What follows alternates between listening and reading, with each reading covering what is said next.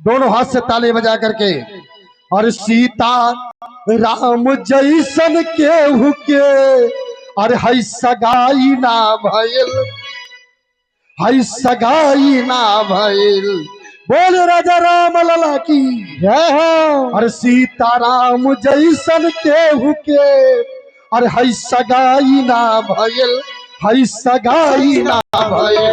हो भैया भरत ऐसन जग में केहू भाई ना भइल, हो भैया भरत जैसे जग में केहू भाई ना भइल, भैया भरत जैसे जग में केहू भाई ना भइल। सीताराम जैसन केहू के सगाई ना भइल, सीताराम जैसे केहू के सगाई ना भइल, हो सगाई ना भइल। भैया भरत जैसन जग में केहू भाई ना भइल, भैया भरत जैसे जग में केहू भाई ना भइल, भैया भरत जैसे केहू के भाई ना भइल।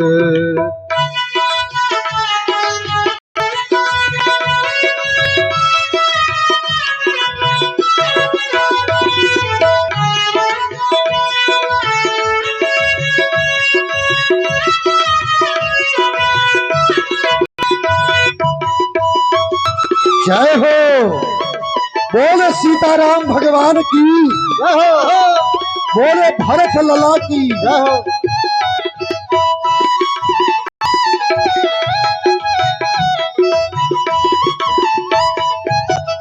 और बड़ी अनमोल बात आपको बता रहे हैं।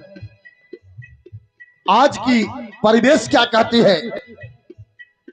आज के भाई संपत्ति खातिर भाई से लड़ी जालन, आज के भाई संपत्ति खातिर भाई से लड़ी जालन, बाप के दिहल राजी भरत जी अपने से ठुकरवलन, बाप के दिहल राजी भरत जी अपने से ठुकरवलन। आज का भाई भाई से संपत्ति के लिए लड़ जाता है। भैया हई एक अंगूर हमार तोहरे में है, हई एक बित्ता हमार हवा तोहरे में। लेकिन बाबा कहते हैं आज के भाई संपत्ति खातिर भाई से लड़ी जालन, आज के भाई संपत्ति खातिर भाई से लड़ी जालन, बाप के दिहल राज भरत जी अपने से ठुकरवलन, बाप के दिहल राज भरत जी अपने से ठुकरवलन। बोले हम है जैसन वैसन माई ना भइल, वो हमार माई ना भइल, या भरत जैसन जग में केहू भाई ना भइल, भैया भरत जैसे जग में केहू भाई ना भइल, भैया भरत जैसे जय हो भाई ना भइल। सीताराम जैसन केहू के सगाई ना भइल, सीताराम जैसन केहू के सगाई ना भइल, वो सगाई ना भइल। ओ भैया भरत जैसन जग भाई ना भइल, भैया भरत जैसे जग में केहू भाई ना भइल, भैया भरत जैसन जग में केहू भाई ना भइल, भैया भरत जैसे जग में केहू भाई ना भइल, भैया भरत जैसे जग में केहू भाई ना भइल।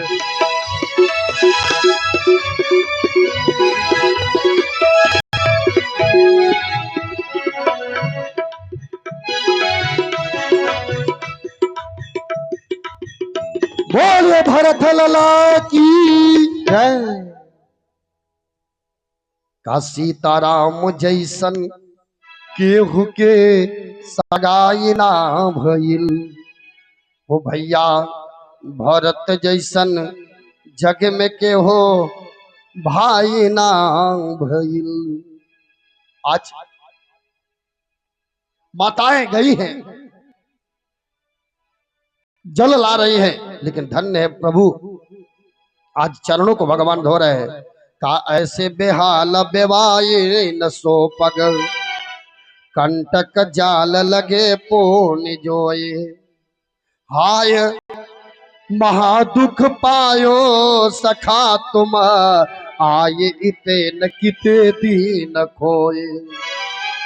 कहाँ थे आज तक तुम, इतना दुख पा रहे हो। देखी सुदामा की दीन दशा, अरे करुणा करके करुणानी धीरोई, पानी परात को हाथ छुयो नहीं, पानी परात को हाथ छुयो नहीं, अरे नैनन के जल सो पर गधुई। आज भगवान इतना रोए है कि सुदामा जी के चरणों को भगवान ने पखार दिया है। सुदामा जी से भगवान ने पूछा, मित्र एक बात बताओ, शादी तो हो गया ना? कहा हाँ। बाल बच्चे? कहे हाँ। कहा अच्छा, तो भाभी ने कुछ दिया होगा? अब सुदामा जी को याद आया है। सुदामा जी दबाना चाहते हैं। भगवान सोचे, सखा, इसी में सबसे अधिक दर्द तुमको है। और भगवान ने उठाया, सारा का सारा पोल खुल जाता है। मेरे प्रभु ने उठाया, कहा भाभी ने कुछ कहा होगा। भगवान एक मुट्ठी चावल उठाए हैं, खा लेते हैं। एक लोग भगवान ने दिया, दूसरा उठाए, कहा दूसरा लोग दे दिया, उठाए। आज रुक्मिणी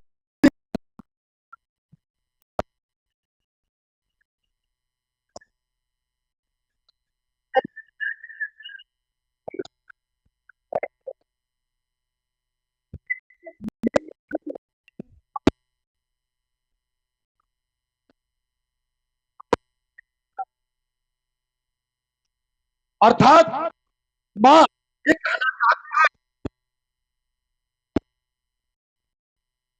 का प्रसाद आप अकेले खा लो। याद करो कि गुरुजनों ने क्या कहा था।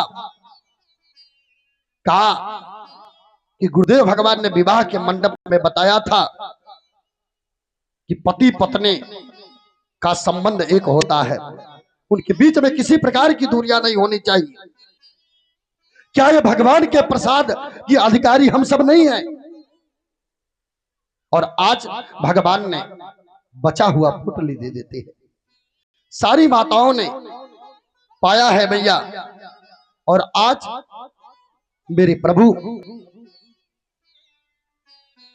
सब कुछ दे देते हैं सुदामा जी को। सुदामा जी का समय आया है, सुदामा जी आशीर्वाद देना प्रारंभ किए।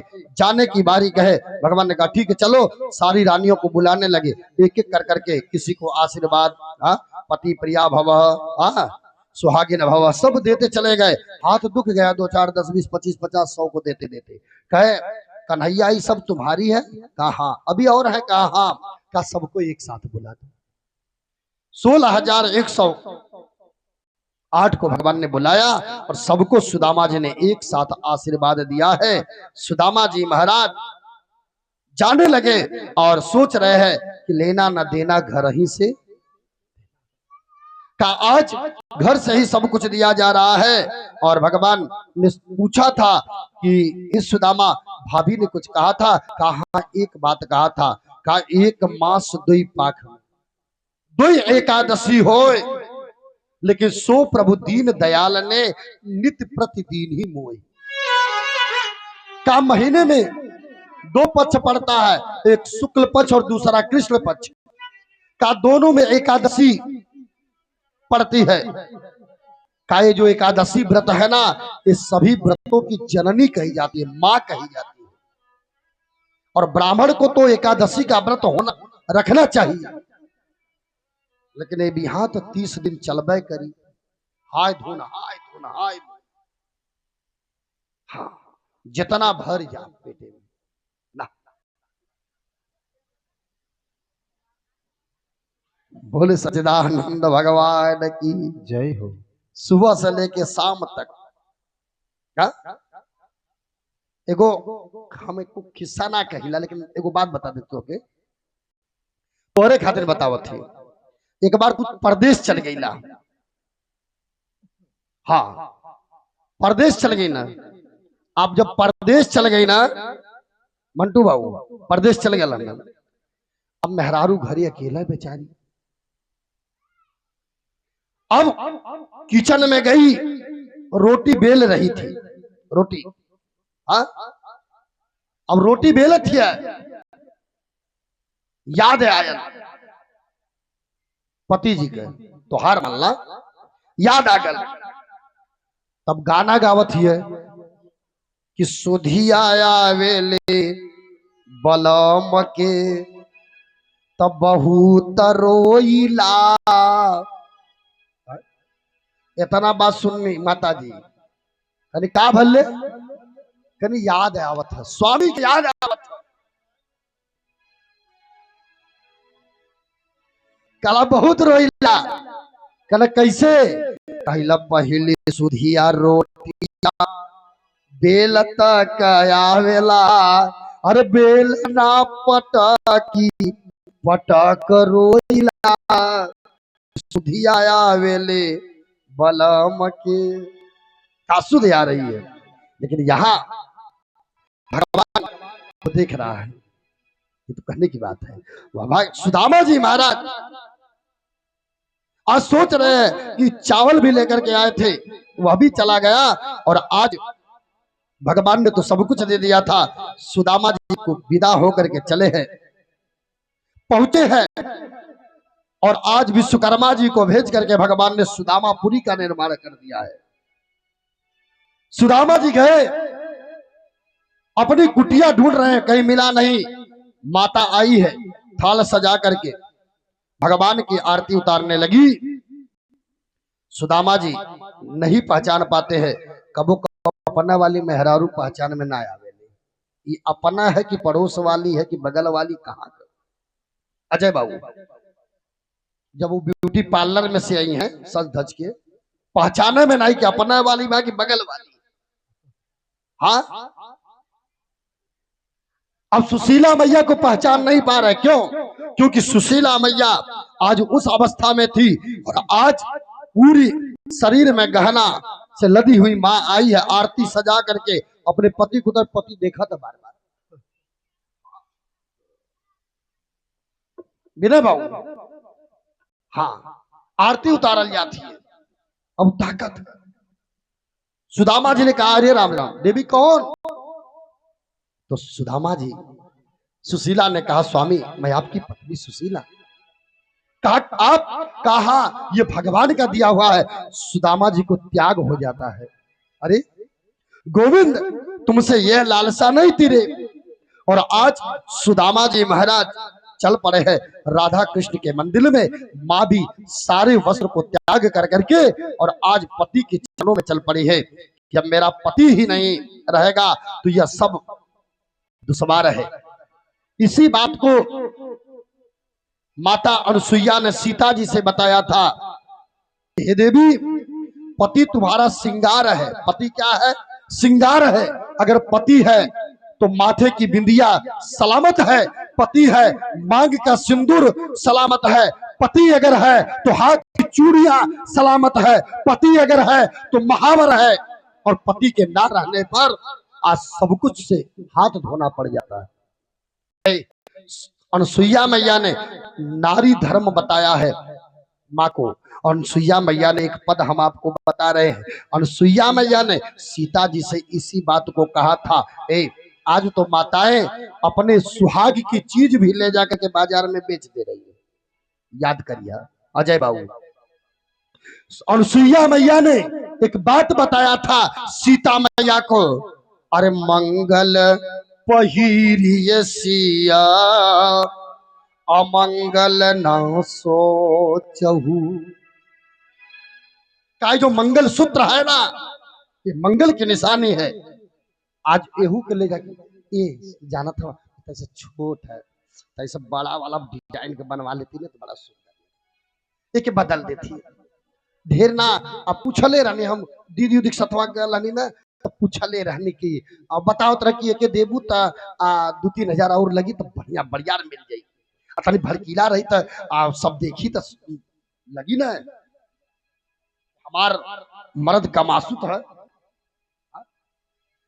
माँ ने यही बात कहा कि मंगल पहिरियसिया अमंगल न सोचहु। काहे? क्योंकि पति जी के बसेला प्राण हो। पति का इसमें प्राण बसता है, इसलिए मंगल की निशानी है, ये तुम्हारे शुभ की निशानी है। इसको कभी बाजार में बेचना नहीं चाहिए।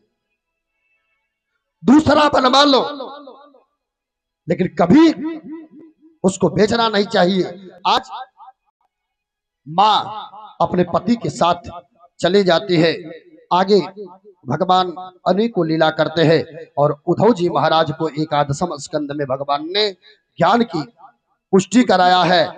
आगे उद्धव जी महाराज को अवधूत आदि का वर्णन भगवान ने कराया। इसके बाद मेरे प्रभु के पास तारक आया है और भगवान को स्वधाम जाने के लिए कहा है और मेरे प्रभु स्वधाम जाने के लिए योजना बनाए हैं। और आज अष्ट ऋषियों को भगवान ने बुलाया है और सारे अष्ट ऋषि आए हैं। का अत्रि, वशिष्ठ, चौवन, अंगिरा, दुर्वासा सब लोग हैं। उसी में जाम्बवती नंदन सांब को लोगों ने साड़ी पहनाया है और साड़ी पहना करके आज ले करके उन अष्ट ऋषियों के पास पहुंचे हैं। अष्ट ऋषियों के पास जब पहुंचे तो सारे ऋषि सोचे तो भगवान कन्हैया के वंश का क्या, इसको कहे बच्चे हैं खेल रहे हैं, कुछ कहने की बात नहीं है। लेकिन बार बार बच्चों की उड़नता पर दुर्वासा बाबा बुलाए, यहाँ आओ बेटा, क्या बात है। दुर्वासा बाबा से लोगों ने कहा सरकार ये देवी पेट से है, बताओ इसको लड़का होगा कि लड़की। दुर्वासा बाबा ने कहा ना इसके तन से बेटा जन्म लेगा ना इसके तन के बेटी जन्म लेगा, लेकिन मुसलम कुलनाशनम, इसके तन से लौह का एक मुसल निकलेगा, वही तुम्हारे यदुकुल का संहार कारक होगा। अब इसी के बाद आरती की थाली हमारे गुरु जी लोग सजाते रहे, क्योंकि अब भगवान की दिव्यमयी आरती का भी समय हो रहा है। का मुसलम कुलनाशनम, आप लोगों को कहना केवल है, भागवत की कथा इतनी लंबी चौड़ी है कि हमको क्या करना, आंख में धूल झोंक करके चले जाएंगे घर। आप सुने चाहे मत सुने, लेकिन कथा पूर्ण करना है। 7 दिनों में कथा पूर्ण किया जाता है। ये तो भक्ता कोई पूर्ण रूपेण कथा नहीं सुना पाएगा, वो चाहे स्वयं आकर के विधाता क्यों न इस कथा को श्रवण करा दे। क्या तिवारी जी, स्वयं भगवान विधाता क्यों ना आकर के इस कथा का वाचन करे, वह भी कथा को पूर्ण नहीं करे। कथा कभी समाप्त नहीं होती है। कभी कभी हमारे विद्वान जन कहते हैं आज कथा का अंतिम दिन है, कथा का अंतिम दिन नहीं होता है। कथा को विराम कराया जाता है, कथा को विश्राम कराया जाता है, कथा का कभी अंत नहीं हुआ है, कथा को विराम कराया जाता है। लेकिन कभी कभी कोई वक्ता कहता है आज कथा का अंतिम दिन है, ना, अंतिम नहीं होता है, कथा तो कभी समाप्त नहीं हुई। आज दुर्वासा बाबा ने कहा इसके तन से एक लौह का मूसल निकलेगा और वही तुम्हारे यदुकुल का संहार कारक होगा। 56 करोड़ यदुवंशी है। कितने हैं? 56 करोड़ यदुवंशी है। भगवान ने सोचा यदि हम स्वधाम चले जाएंगे तो आज यदुवंशियों का मन बढ़ रहा है और एक दिन फिर मुझे जन्म लेना पड़ेगा इन यादवों को संहार करने के लिए, यदुवंशियों का संहार करने के लिए। और प्रभु ने एक लीला रचा और आज वही मूसल लेकर के लोग उग्रसेन जी के पास गए। साड़ी खोला, लौह का मूसल निकला, उग्रसेन जी के पास गए। उग्रसेन जी ने कुचवाया, एक छोटा सा टुकड़ा राहु नामक मछली निकल जाती है। बाजार में गई तो एक बहलिया ने देखा है, जरा नामक बहलिया, आज मछली को लिया तो उसमें निकला टुकड़ा, उसको अपने बाड़ों में लगा लेता है और जो चूड़ था वह प्रभास क्षेत्र में पैरी एनका नामक घास बन करके उद्गित हुई है। और यहाँ भगवान कन्हैया ने सबको आदेश दिया, सब आज ब्रज को छोड़ करके चल पड़े हैं प्रभास क्षेत्र में। और वहां जब पहुंचे तो आपस में मदिरा का पान कर करके आपस में लड़ने लगे हैं और एक दूसरे को मारने लगे हैं। और भगवान ने आज सबको जब शांत करा लिया तो आज मेरे प्रभु पहुंचे हैं एक बट वृक्ष के नीचे और एक पैर पर दूसरा पैर रख करके भगवान सोए हैं। बहलिया तीर में लगाया था बाड़ों में और आज उस बाण को भगवान की तरफ चलाया है और बाण जाकर के भगवान के तालू में लगा है। बहलिया पहुंचा और पूछ पड़ा, नाथ निकाल दे। भगवान ने कहा नहीं, कर्म का फल सबको मिलता है। और ये बहलिया कौन था?